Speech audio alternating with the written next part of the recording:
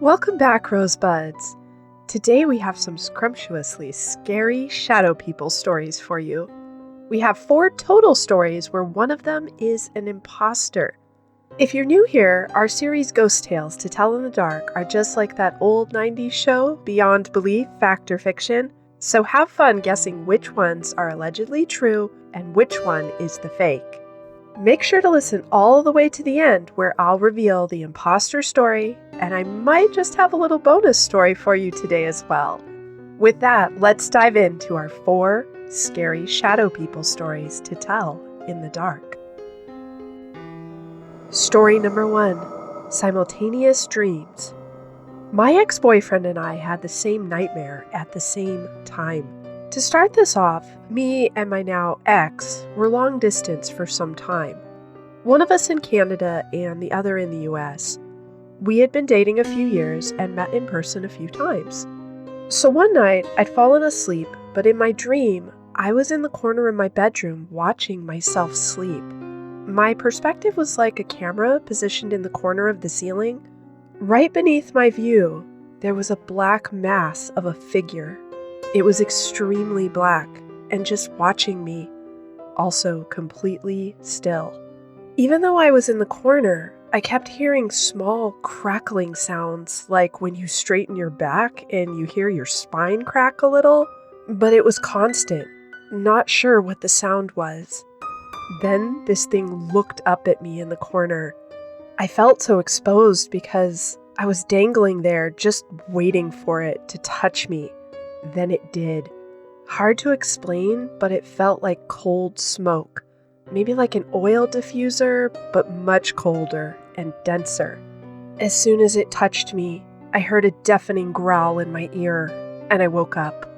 My window was closed, and I looked outside, but there were no dogs allowed in the complex anyway. Immediately after I woke up, my boyfriend called.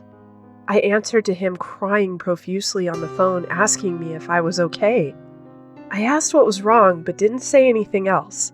He began to tell me about his nightmare. A dark shadow was watching you sleep, and I couldn't do anything about it. But then his dog barked. He said, when my dog barked in my ear, I woke up. Immediately after all of this, he also added, I started hearing something like a plastic crinkling or a crackling sound coming from my mother's room, which is right next to mine. I went to check it out because I'm home alone. The sound was coming from under my mom's bed. She did have a waterproof sheet covering on her mattress, but it was still on the bed. The sound was coming from under the bed.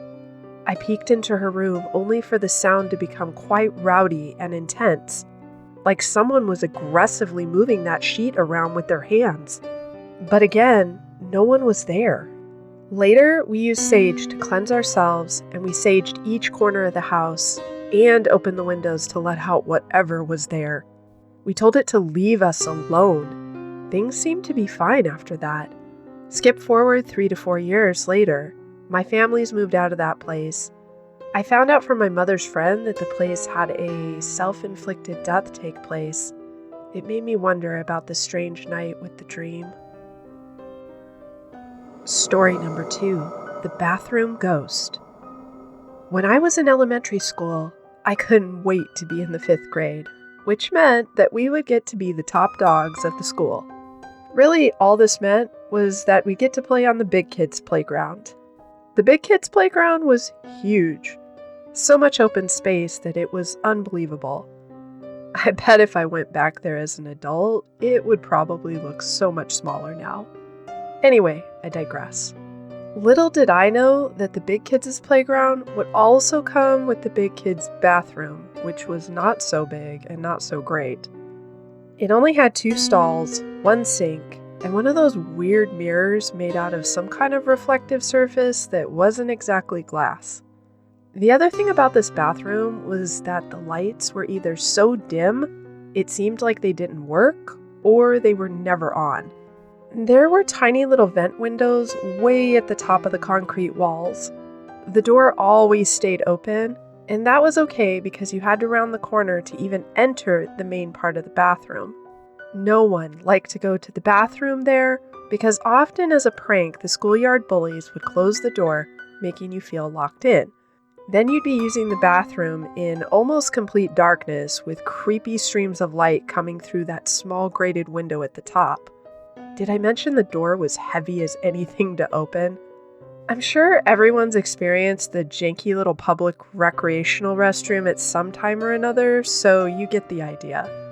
Anyway, I had a long-standing relationship from kindergarten through 5th grade with this one girl who was somewhat of a friend at times and a downright bully most other times. During one of the times where we were all friends in this little girl group, we decided to go into the bathroom to play the classic ghost game Bloody Mary. This idea originated from the book Scary Stories to Tell in the Dark. It had just come out and we thought it would be a fantastic idea to try playing that game, which was from a featured story in the book. In case I haven't dated this story already, this was back in the day when kids actually got a full hour for lunch. We spent almost the entire hour goading each other into who would go first.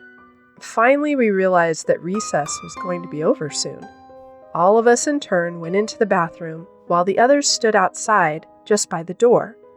In order for this to work properly, we decided that we had to shut the door. Each in turn, one of us would go in and then run out shrieking and screaming about how creeped out we were. None of us actually experienced anything. That is, until it was my bully's turn. We'll call her Bianca for the sake of privacy. Bianca went in and listened near the crack of the closed door. We heard her standing at the sink, starting to chant the words, "Bloody Mary, Bloody Mary, blood." In the middle of her chanting the third time, she stopped, and it got really quiet for a second. Being 5th graders, we were somewhere between feeling like we were being pranked and maybe something serious had happened. We all looked at each other, probably thinking, "I'm not going in, you do it." That wasn't going to be necessary because the next thing we knew, Bianca came running out of the bathroom, her face genuinely frightened and pale. She burst into tears and ran to the nearest playground monitor. At first, she wouldn't tell us what happened. Then later on, we found out that she saw something like a dark shadow forming over her shoulder behind her. She said she felt momentarily paralyzed and she couldn't speak or move. I think all of us wondered whether she was just trying to put herself in the limelight.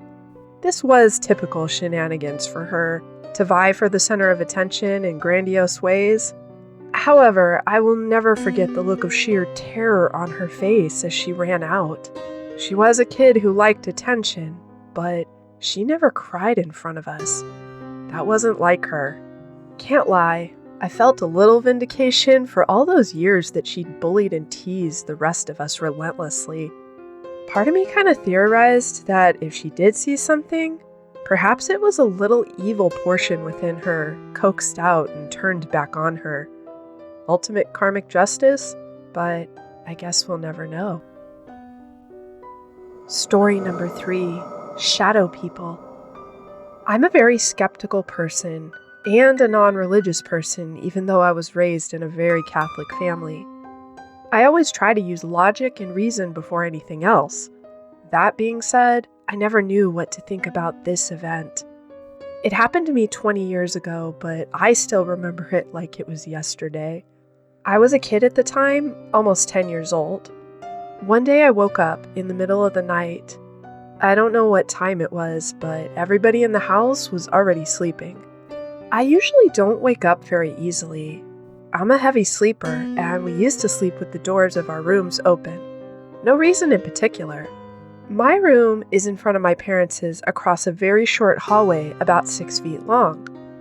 There's no furniture in the hallway, just the floor because it's very short. As I was saying, I woke up in the middle of the night, and I was wide awake. I wasn't sure why I wasn't sleepy or tired anymore. I just happened to look into the hallway, and there was moonlight coming in from my window shining directly into the hallway.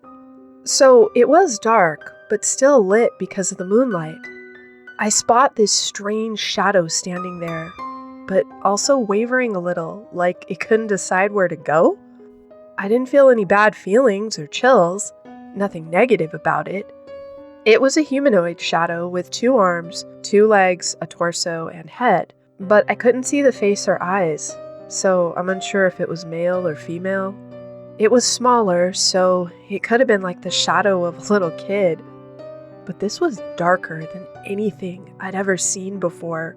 It was moving so erratically, my first thought was that it was disoriented.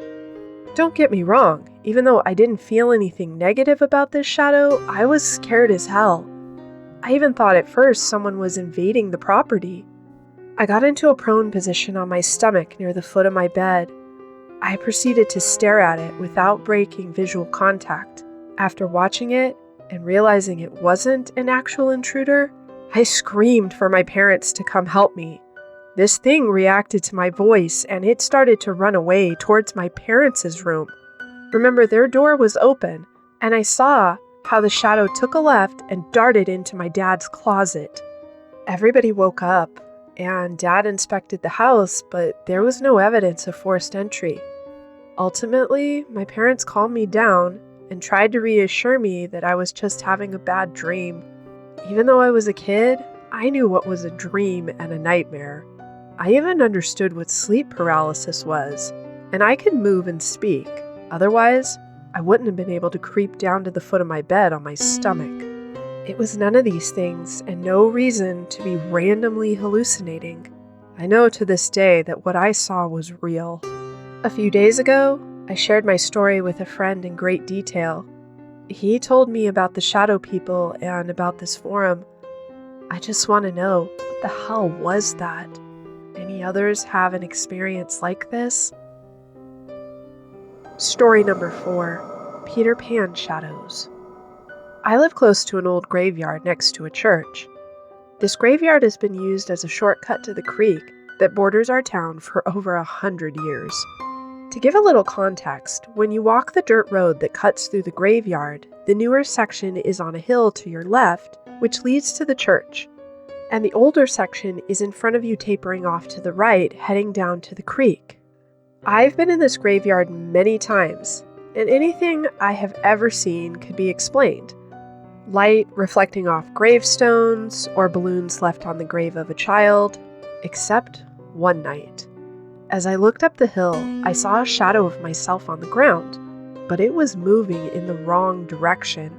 I was planning on meeting some friends at the creek for a bonfire, so I assumed it might be one of them and their shadow. I started walking up the hill.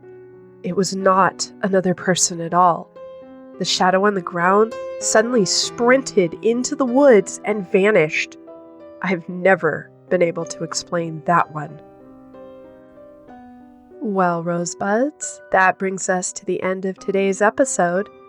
Before I do the reveal of our creative fictional story, don't forget to give us a quick thumbs up and subscribe.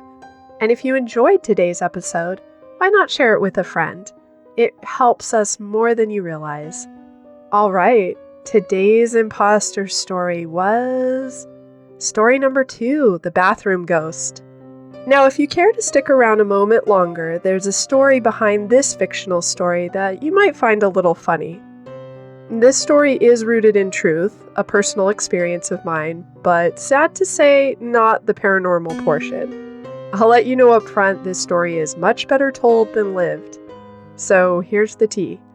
When I was in elementary school, there was a creepy old bathroom on the big kids' playground. It was exactly the way I described it in this story because that's what us kids used to call it. I did have an ongoing relationship with a girl who was a quasi-friend/bully. One day, we decided to play Bloody Mary because that book's scary stories to tell in the dark was all the rage, and I was in about 4th or 5th grade. So we went in the bathroom, played the game, and I got so creeped out from playing Bloody Mary that I decided I was never going to use that bathroom again.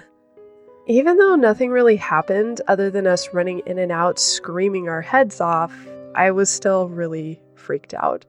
Now, a few days later, I'm playing on the playground and I have to go pee. Tragically, as a result, I tried to wait the entire lunch break, which was an hour long, to hold it, because my plan was that when I got back to the classroom, I could use the restroom that was closer to the classroom. That restroom was far less scary. I wasn't allowed to use that one during recess because it was on the other side of the school. You might see where this is going. I tried my best as a big kid to hold it. Just when I realized I was not going to be able to make it, I decided to suck it up and use the scary bathroom. However, just as I was trying to get my pants undone, yep, that's right, I peed my pants. The only redeeming factor in this story is that none of the other kids found out, so I didn't get teased. It was still extremely embarrassing, and I was on the verge of tears. Our lunch recess had just ended, and I didn't even go to my teacher. I just ran to the office, and luckily the office attendant was rather kind.